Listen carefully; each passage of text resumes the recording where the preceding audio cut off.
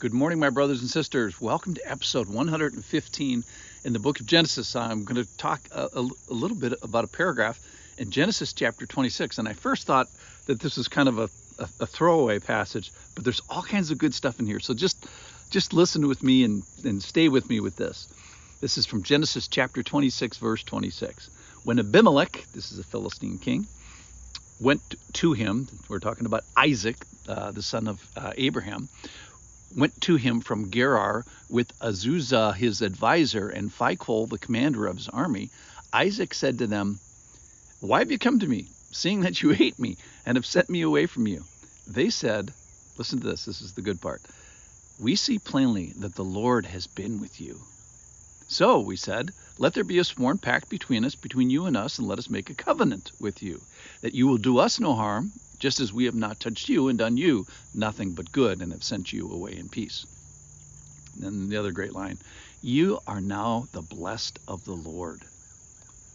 So Isaac, made them a feast, and they ate and drank, and in the morning they rose early and exchanged oaths. And Isaac sent them on their way, and they departed from him in peace. That same day Isaac's servant came and told him about the well that they had dug, and said to him, "We have found water." And he called it Sheba. Therefore the name of the city is called Beersheba to this day. When Esau, then we're going to change topics here. So now we're going to talk about Esau, who is Isaac's son, firstborn, but now he's lost his birthright. Verse 34, when Esau was 40 years old, he took Judith, the daughter of Beri the Hittite, to be his wife, and Basemath, the daughter of Elon the Hittite, and made life bitter for Isaac and Rebekah. So let's do the first paragraph first. So this is about Isaac is enjoying the favor of God, contact and proximity to God. But here's the cool thing about the passage, is that others are seeing his relationship, Isaac's relationship with the Lord. So though one's faith is primarily personal, it is never private. So our relationship with the Lord should spill over into other relationships. So yes, he comes for you. Yes, he dwells in you and goes before you. But we don't live here alone. We have, in the passage today, we hear that the Philistines, a traditional enemy of the Lord, sees plainly that the Lord has been with you and that you are now the blessed of the Lord. So I, Abimelech, this Philistine king, want to associate with you peaceably the people of God. So the Philistines have this awareness that they're not of the chosen people, but recognize that they want a relationship with the chosen.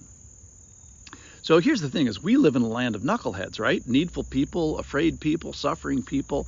And the relationship of the people of God is supposed to be spilling over, to be noticed, to be public, and to be a faithful witness, and kind of carry the favor of God to places that it has not yet been.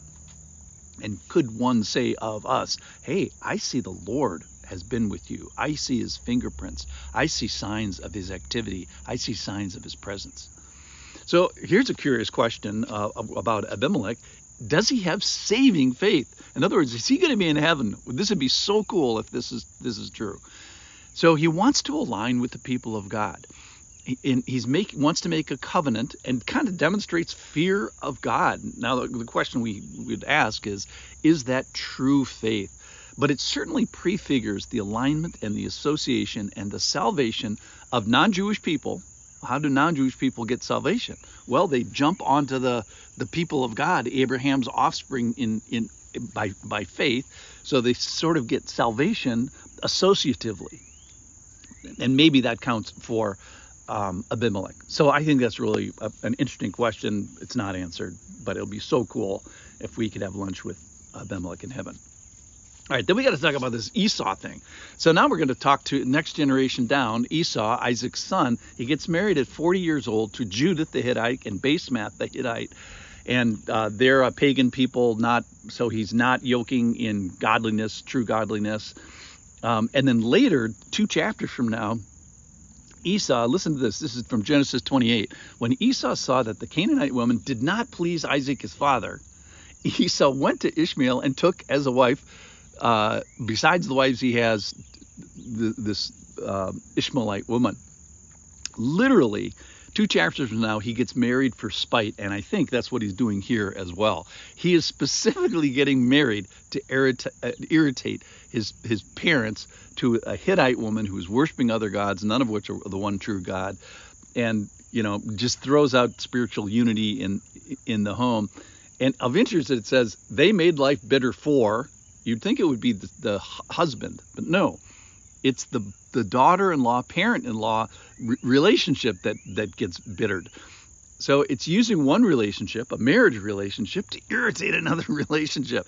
He uses marriage to insert strife between a parent and a child. So rather than the principle in Genesis 2:42 that a man will leave his father and mother and cleave to his wife, for this reason, Esau did not leave his father and mother and specifically marries to irritate them. So Esau specifically marries to stick a finger in the eyes of his parents, which is just hilarious. All right, let's make some conclusions. Number one, believers, if you have a relationship with God, it is for a purpose: to be the light, to be attractive, to be noticed, and be winsome, to be God's instrument in the world, be blessed and be different. If you're a non-believer and you see believers, be watchful, be attracted, and then hopefully be associated with and have faith with. And then with regards to associative faith, what kind of faith? Well, it's fun to think about Abimelech, the Philistines' quantity and quality of faith. But we don't have to wonder. I'm wondering about Abimelech here, but we don't have to wonder about what do I need to do to be saved. That's very clear in Scripture. So if you're not of the genetic family of Abraham, of God has made a way for all of us, aliens and strangers, to join the family of Abraham, and that is by faith. So it used to be by circumcision of the flesh, signifying that you're of the covenant, but now it's by faith, saying that we are of the faith of Abraham. And finally, let's find a spouse that you love, and keep loving your parents. Find a spouse that you can go through tough time with, but don't stick your finger in your eye of your parents just out of spite. Thanks for listening.